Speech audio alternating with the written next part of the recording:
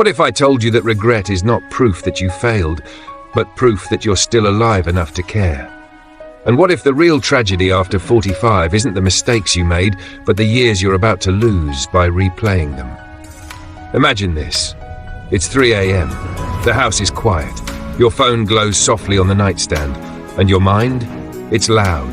It's replaying the job you didn't take, the business you never started, the marriage that slipped through your fingers, the apology you never said, the version of you that you swear you were supposed to become. You tell yourself, if only I had known then what I know now. But here's the belief-shattering truth. Regret feels like wisdom, but most of the time it's just fear wearing a historian's costume. After 45, regret becomes dangerous because it disguises itself as maturity.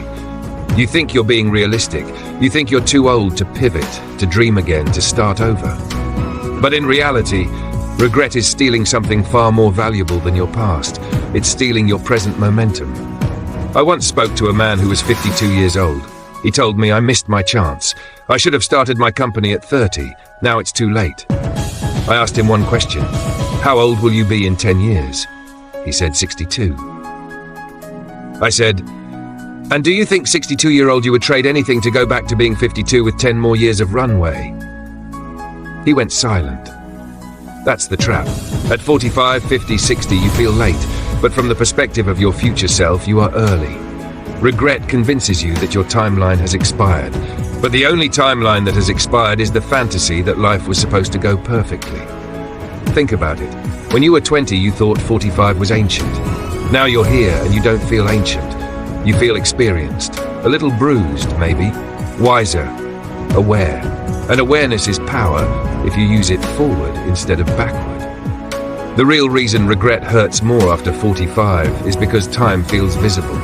You can count the decades behind you. You start doing math. If I live to 80, that's 35 more years. And instead of seeing 35 years of opportunity, you see 45 years of mistakes. But let me ask you something bold. What if the first half of your life was research, and the second half is execution? What if everything that went wrong was actually training? You didn't waste years. You gathered data. You learned what doesn't work. You learned who you're not. You learned the cost of ignoring your instincts. And those lessons are worth more at 45 than they ever were at 25. Because now you have discernment. Now you have patience. Now you don't need applause. You need peace. Regret steals your life by keeping you emotionally anchored to a version of yourself that didn't know what you know now. Of course you made imperfect decisions. You were operating with limited awareness. You were younger. You were afraid. You were trying to survive. And survival decisions often look foolish in hindsight, because hindsight has the luxury of safety. But here's the shift. Instead of asking, why did I do that? Ask, what did that teach me? Instead of saying, I wasted my best years, say, those years built the resilience I need for my best years. Because the best years of your life are not determined by age. They're determined by alignment. I've seen people at 60 start businesses that outperformed their 30-year-old selves. I've seen people at 50 fall in love in ways that were healthier and deeper than anything they experienced at 25. Why? Because they finally knew what they valued. Regret fades when clarity grows, and clarity usually doesn't arrive until you've lived long enough to earn it. Let's get practical. How do you actually stop letting regret steal your life? First, you have to forgive the person you were, not casually, intentionally. Sit down and say, I forgive you for not knowing. I forgive you for choosing safety. I forgive you for being afraid. Because if you don't forgive your past self, you will sabotage your present self as punishment. Second, stop romanticizing the road not taken. You imagine that other job would have made you happier, that other partner would have been perfect, that business would have succeeded.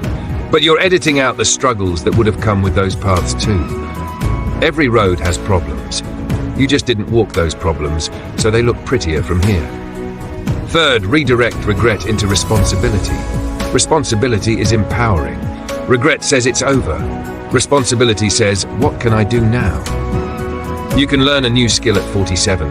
You can improve your health at 53. You can repair relationships at 60. You can start small at any age. Momentum doesn't care how old you are. It only cares that you begin. And if this is resonating with you right now, if you're realizing that maybe you've been carrying unnecessary weight for years, take a second and hit that like button, not for me, but as a declaration to yourself that today you choose forward over backward. Because this moment matters. Let me tell you a story.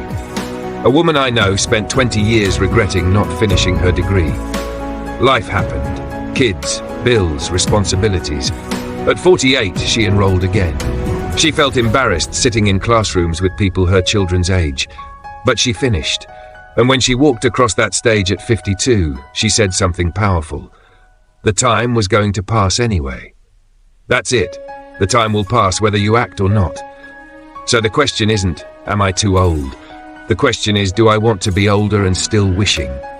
Regret is heavy because it focuses on what cannot change. But your energy is limited. Every minute spent replaying the past is a minute not investing in your future. And here's the irony. The more you act now, the less regret you'll feel later. Action is the antidote. Not overthinking, not analyzing. Action. Small, consistent, imperfect action. After 45, your advantage is focus. You don't need to chase everything. You just need to choose one meaningful direction and commit. Health, relationships, purpose, contribution, mastery. Pick one and go deep. You don't need to prove anything to anyone anymore. You need to build something that makes you proud when you look in the mirror. And let's address the fear beneath regret. The fear isn't really about the past. It's about whether you still have what it takes, whether you still matter, whether your window has closed. Hear this clearly. Your relevance is not tied to youth. It's tied to growth. As long as you are growing, you are not done. Some of the most impactful chapters of people's lives begin after 45, because they finally stop living for expectations and start living for truth. Imagine waking up tomorrow and deciding that the story isn't over. That instead of saying, I should have, you start saying, I will. I will take care of my body. I will mend that relationship. I will explore that idea. I will travel. I will write. I will apply. I will try. Failure at 50 is not more embarrassing than regret at 70. In fact, trying now is the most courageous thing you can do. Because you know the cost of inaction. You felt it. So here's your challenge. For the next 30 days, no self-punishing language. No, I ruined everything. No, it's too late. Replace it with one question each morning. What would make today meaningful? Not perfect. Meaningful. A walk, a phone call, a page written, a workout completed, a plan drafted. Meaning compounds. And over time, those meaningful days build a meaningful life. You cannot rewrite your 30s. You cannot relive your 40s. But you can absolutely redefine your 50s, 60s, and beyond. And when you do, something beautiful happens. Regret loses its grip because you're too busy building. One day, years from now, you will look back at this exact season, and you will either say, that's when I decided it was over, or that's when I decided to begin again. The choice is quiet.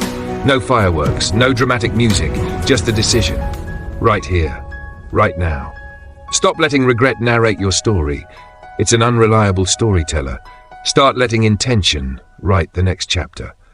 And if you're ready to choose growth over guilt, progress over paralysis, and purpose over the prison of the past, then make it official. Like this video, subscribe to this channel, turn on the notifications bell so you never miss a reminder that your best chapters can still be ahead of you. Drop a comment saying, I'm not done.